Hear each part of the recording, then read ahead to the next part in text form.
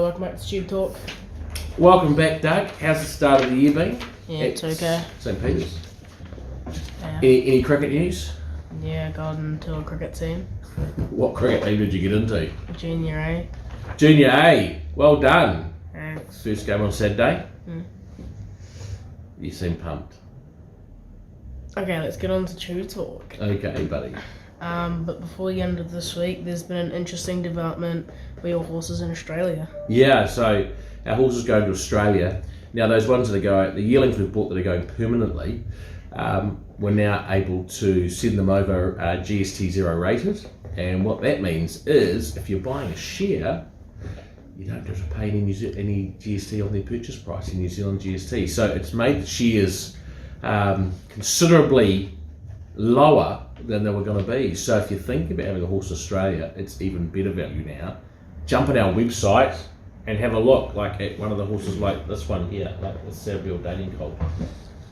Go to John O'Shea. That sounds like you should buy a horse to go racing if you want a horse that's running in Australia. For big prize money. Nice work, Doug. Yes. Moving on to this week. On Friday at Sydney Race 1, we have Mighty Beale. Yeah, really promising horse that we think is a Queensland Derby horse. He was second fresh up. He's got a nice barrier draw, James McDonald on board. A lot of ability, but he's certainly not the finished product. And I know there is some concern about the tight Canterbury track for him because he needs a big track and just sort of helping him around the bends and things. So that is the concern. He'll run well, he can win. But he's not the complete package yet. He will get there and be very smart, but a lot to come from him. On Saturday at Waikato Race 1, we have Mighty Aslan. Another Mighty, two Mighties in a row. Mighty Aslan, incredibly impressive winner. At Ellerslie, 2 starts back, then ran on the Dunstan Rising Stars final, was discovered post that. He ran on okay, but was discovered post that to have a stone bruise in his foot, which wouldn't have helped him, so we've had to freshen him up, come back, big weight, 60 kilos, bad barrier draw, 11 of 12. He'll get back in the running. He should be roaring home. Might be a bit tough for him to win from that barrier draw over the 1300s, bit short for him, but I think he'll run well and it'll set him up nicely going into the Derby week at Auckland, but he's probably more of a place chance than a win chance from that draw with that weight on Saturday for sure. In race 2, we have Might. Now, 3 Mites in a row. Now, if I knew what was going on in this horse's head, I'd be able to tell people what to expect. He seems to either win, like he did 2 starts ago, or decide that today's not his day. So I'm actually quite pleased he's got barrier 6 on Saturday. I'd like to ride him just behind a couple. Just relax behind a couple of horses. He tends to jump well and put himself right on the speed and expose himself, and I'd like to see him just in behind a couple, relaxed, and if he does that he can run really well. But he's certainly got the ability to win, no question, but it's just what's going on in his head. We've changed some gear around on him which should help, so it'll be a really interesting, and he's won at Waikato, so it should be an interesting watch. And moving on at Riccarton Race 6, we have Exuberant and Severine in the same race. We do. Which one should we talk about first? Severine. So Severine, a really good winner 2 starts back, ran in a stakes race last start where she got knocked over, so had no luck, drops back to her grade. She has an awkward-ish barrier draw, but she tends to jump well. She certainly has all the ability in the world to beat this field. The question mark will be how much that hard run in a stakes race took out of her last time.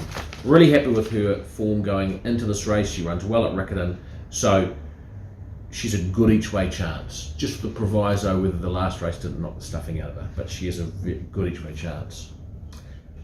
Exuberant. Exuberant has been running well without winning. He won 2 starts ago and he ran second. Last start ran 4th. He got between runners and was a bit hesitant. He steps up to 1400 metres. He's got a wideish barrier draw, so we'll ride him conservatively. Rahul Bihari on board, who knows him well, claims 3 kilos. He'll only carry 54. We want to see him improve, because while he's running nice placings, we need to see him start winning. So he's on a bit of a short notice, and we need to see him run well, or he could be looking at retirement in his next couple of starts.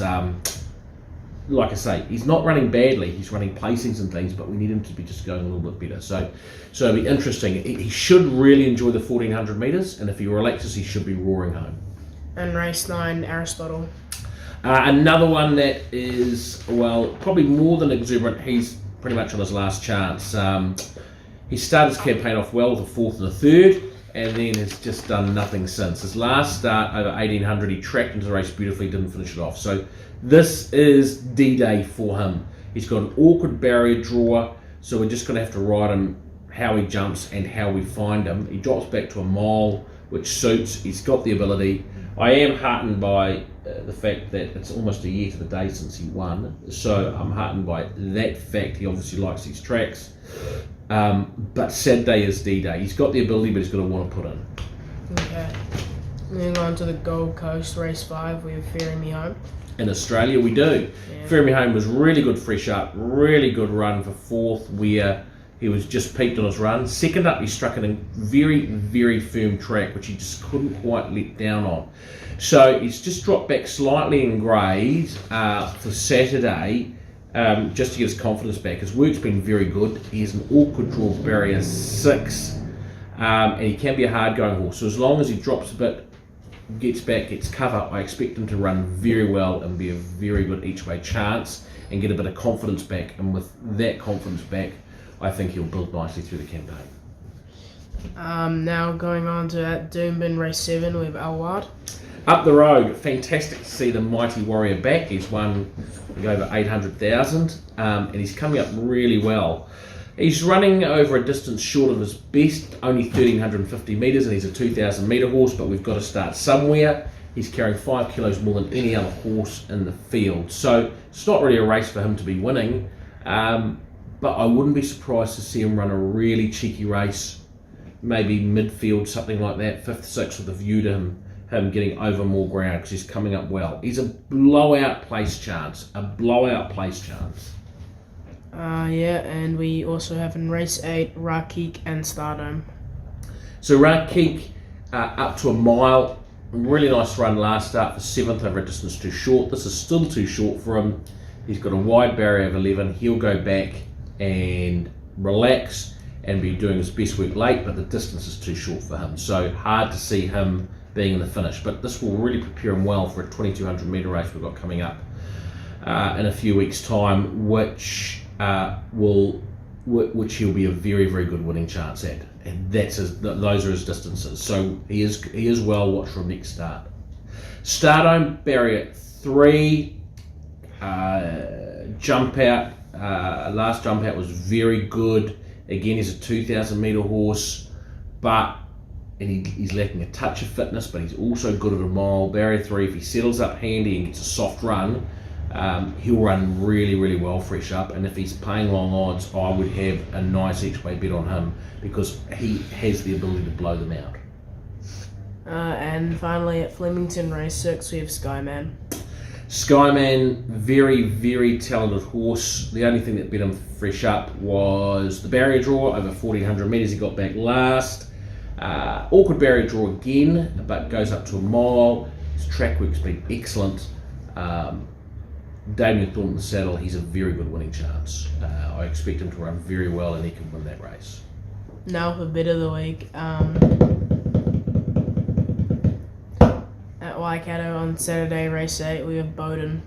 Yeah, so I've gone for the Herbie Dyke, and I know Melody Bell's in there, and she's a wonderful, wonderful mare, 13 Group 1s. But as I look at the race, I thought her win in the Thornton Mile was good, but I didn't think it was a strong field, and I didn't think she really, really put them away, and she's quite quickly going up to 2,000 metres. I actually think she may be a touch vulnerable, because this field on Saturday is way stronger. Chosen one, 3rd in the Caulfield Cup, great run, 4th in the Melbourne Cup. You've got Tiptronic, won this race last year, he's no slouch. But Bowden's paying $10. He's a really, really good horse.